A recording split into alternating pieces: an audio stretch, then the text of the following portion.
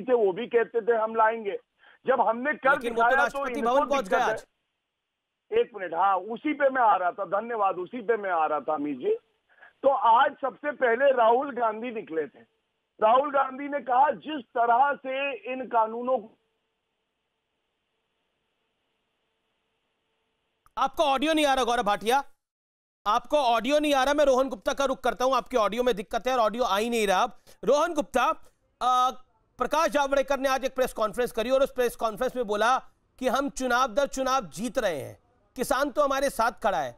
और भारतीय जनता पार्टी का यह कहना है कि पंजाब के किसान और हरियाणा के कुछ किसान जो हैं वो जरूर नाराज हैं, उनको मना लेंगे।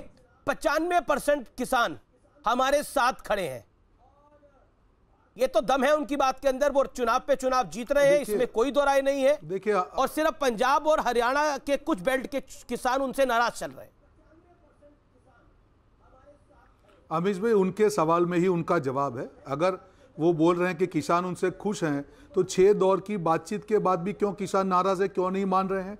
और आज की आपकी जो न्यूज़ है कि किसान आंदोलन और तेज होगा, मैं एक ही चीज़ कहना चाहूँगा अमीश भाई, भाजपा सरकार के लिए कर रहे हैं अन्नदाता पर चोट, क्योंकि उनकी नीयत में है खोट।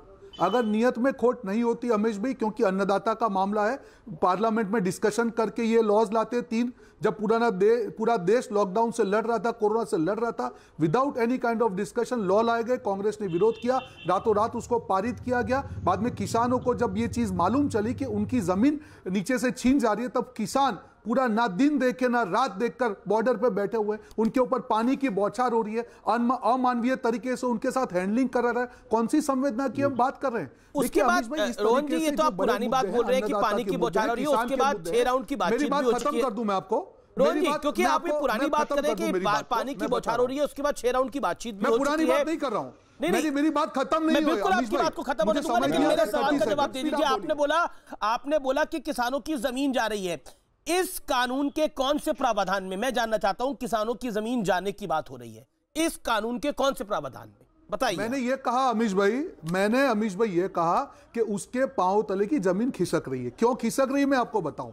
जो अमेंडमेंट किसानों की जमीन कैसे जा रही है, आपने ये जो बोला मैं जानना चाहता हूं, किस प्रावधान में ऐसा? बिल्कुल, अरे किसान, मैं आपको वही बोल रहा हूं, उनके पांव तले की जमीन खिसक रही है, मैंने ये कहा। उसका मैं जवाब दे रहा हूं क्यों।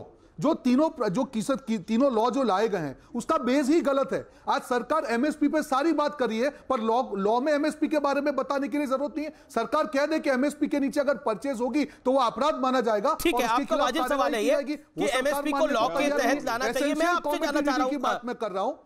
बिल्कुल, मैं आप ही के पास आ रहा हूं, मैं अभी गौरव भाटिया के पास नहीं जा रहा। रोहन जी, आप ही को मैं मौका दे रहा हूं दोबारा। आप मुझे बताइए, जब आपकी सरकार थी तो एमएसपी के कानून के दायरे में आता था?